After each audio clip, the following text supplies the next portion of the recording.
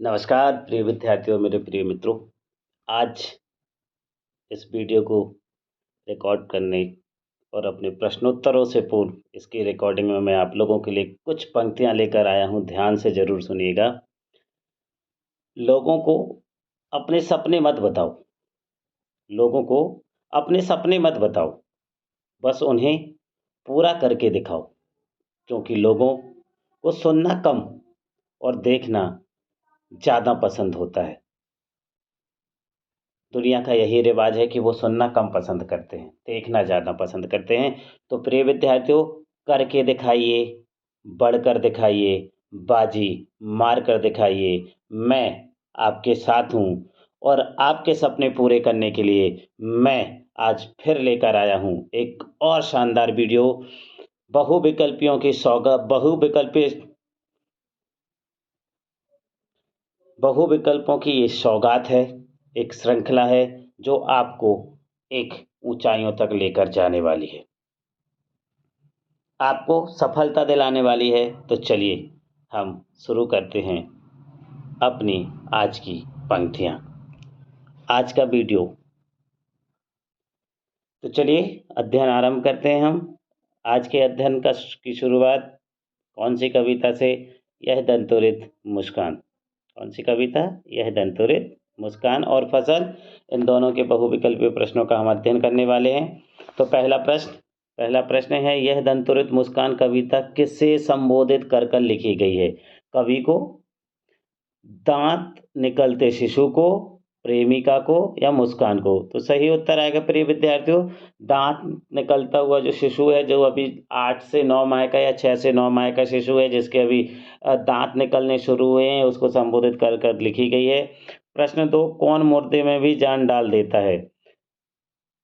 कमल के खिले हुए फूल, प्रेमिका का मधुर मुस्कान, शिशु की दंतुरित मुस्कान या इनमें से कोई नहीं? तो सही उत्तर आएगा प्रिय विद्यार्थियों, शिशु की दंतुरित मुस्कान क्या कर देती है? मृतक में भी जान डाल देती है।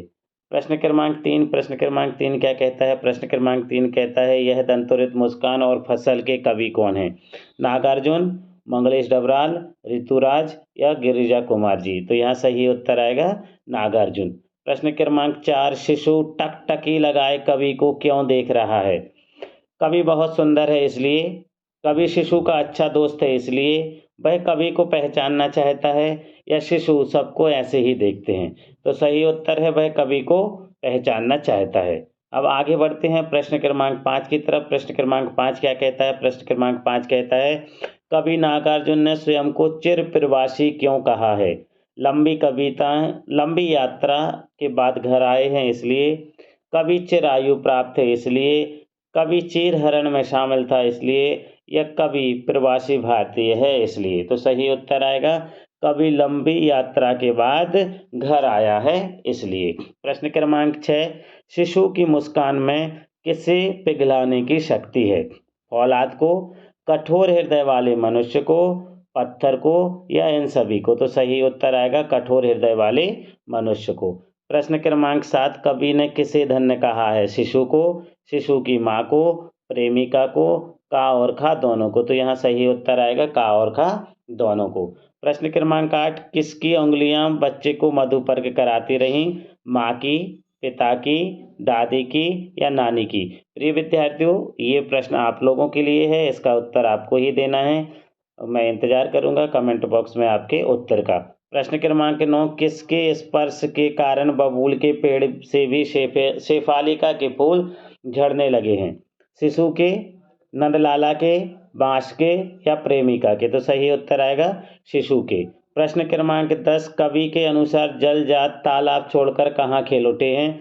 कवि की झोपड़ी में, राजमहल में, रास्ते में या समुद्र में? तो सही उत्तर आएगा कवि की झोपड़ी में। प्रश्न क्रमांक 11, मुर्दे में भी जान डाल देने का अर्थ है? मृत व्यक्ति को जीवित करना, हताश व निराश व्यक्ति में आशा का संचार करना, का और खा दोनों या इनमें से कोई नहीं? सही उत्तर आएगा हताश व निराश व्यक्ति में भी आशा का संचार करना। प्रश्न क्रमांक 12, शिशु के गात यानी अंग कैसे हैं?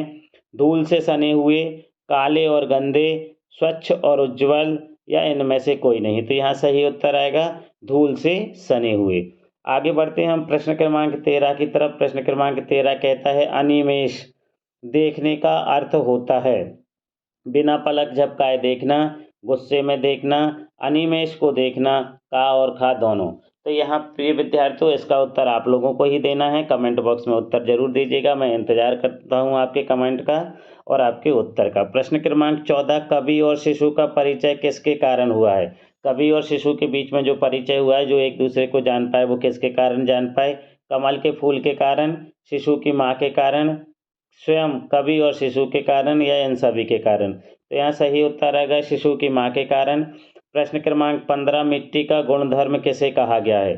सूर्य को, किसान को, फसल को, या इन सभी को? तो गुणधर्म किसको कहा गया है प्रिय बच्चों?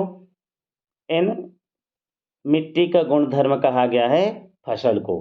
प्रश्न क्रमांक 16 फसल किसका बदला हुआ रूप है? फसल किसका बदला हुआ रूप है? सूर्य की किरणों का, नदियों के पानी का, मिट्टी के गुणधर्मों का, या इन सभी का? तो किसका बदला हुआ रूप है? इन सभी का। प्रश्न क्रमांक 17 फसल में कितनी नदियों के पानी का जादू है? ढेर सारी नदी, 5 नदी, 1 नदी, या 2 नदी? तो यहाँ सही उत्तर आएगा ढेर सारी नदियों के पानी का जादू है। प्रश्न क्रमांक 18। प्रश्न क्रमांक 18 कहता है कवि ने भूरी काली संदली किसे कहा है? मिट्टी को, किसान की बेटियों को, गांव को, या इन सभी को? तो यहाँ सही उत्तर आएगा मिट्टी को। प्रश्न क्रमांक 19 कवि के अनुसार फसल क्या है? नदियों के पानी का जादू, मिट्टी के गुणधर्म, हाथों के स्पर्श की महिमा, या ये सभी? तो यहाँ सही उत्तर आएगा ये सभी। प्रश्न क्रमांक 20 हाथों के स्पर्श की महिमा के माध्यम से किसकी महिमा को बताया गया है? किसान की, मजदूर की, कवि की, या इन सभी की? तो यहाँ सही उत्तर आएगा किसान की महिमा को बताया गया है।